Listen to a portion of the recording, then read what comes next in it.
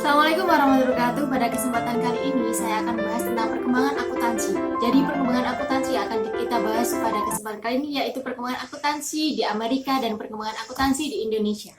Kita akan membahas perkembangan akuntansi di Amerika. Nah, di Amerika itu terdiri dari 4 fase.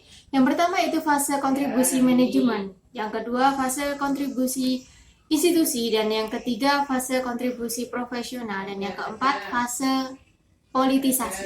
Fase yang pertama yaitu fase kontribusi manajemen, di mana berkisar antara tahun 1900 hingga tahun 1933. Nah, manajemen sangat berpengaruh dalam pembentukan prinsip akuntansi sehingga menimbulkan konsekuensi yang salah satunya yaitu perusahaan yang berbeda mengadopsi teknik akuntansi yang berbeda untuk masalah yang sama. Yang kedua, fase kontribusi institusi berkisar pada tahun 1933 hingga 1959. Pada fase ini dipengaruhi oleh institusi dalam perkembangan akuntansi, di mana di dalamnya dibentuk SEC, AIA, dan CAP. Fase yang ketiga yaitu fase kontribusi profesional yang berkisar pada tahun 1959 hingga 1973, di mana didirikan APB dan ARD, merupakan prinsip akuntansi yang berterima umum.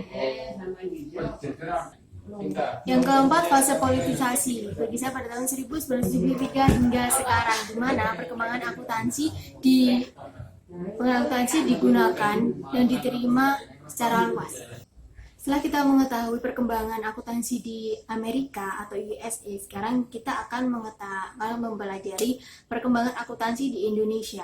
Perkembangan akuntansi di Indonesia terdiri dari 5 dekade. Yang pertama, dekade zaman penjajahan hingga tahun 1955, di mana prinsip akuntansi didominasi oleh Belanda.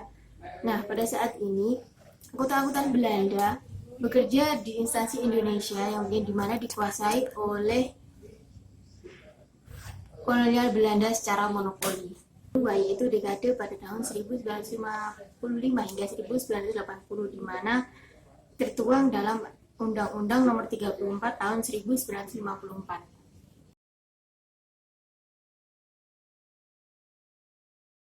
Dekade yang ketiga yaitu dekade tahun 1981 hingga 2000, di mana pada dekade ini sangat berpengaruh pada perguruan tinggi swasta, di mana perbedaannya yaitu pada perguruan tinggi negeri dan perguruan tinggi swasta dalam memperoleh gelar negara profesi akuntansi yaitu memiliki jalur yang berbeda.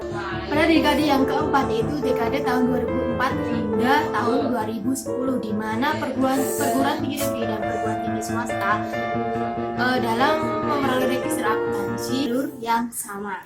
Yaitu dekade pada tahun 2011 hingga sekarang, di mana tertuang pada Undang-Undang Akuntan Publik.